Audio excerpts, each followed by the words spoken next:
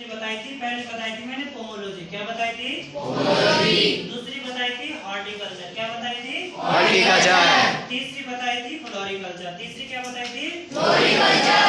चौथी मैंने बताई थी पोस्ट हार्वेस्टिंग। क्या बताई थी? Post harvesting. इसमें मैंने बताया था जिस शब्द के भी पीछे कल्चर लगता है वो क्या होता है? लैटिन भाषा का शब्द होता है। कौन सी भाषा का शब्द होता है? लैटिन भाषा। जिस भी शब्द के पीछे नौवीं शब्द लगता है, क्या लगता है? नौवीं शब्द। वो शब्द वो किस भाषा का होता है? ग्रीक भाषा का। किस भाषा का? ग्रीक भाषा। उसमें ही एक अपवाद है पोमोलॉजी। क्या है? पोमोलॉजी। पोमोलॉजी दोनों भाषाओं से बना होता है। कौन सी भाषा से बना होता है? दोनों भाषा। कौन सी दोनों भाषा होती है?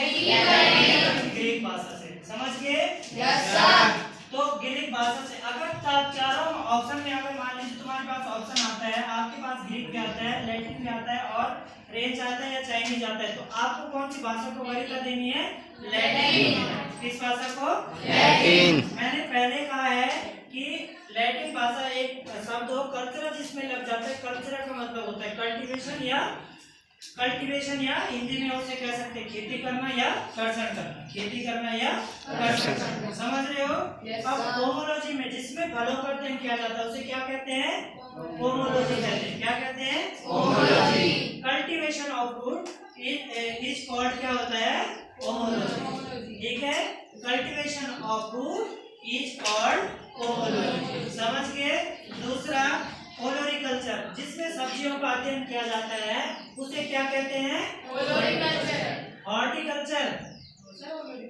अच्छा ठीक है, फ्लोरिकल्चर कहते हैं। सॉरी, उसको क्या कहते हैं? फ्लोरिकल्चर। समझ गए?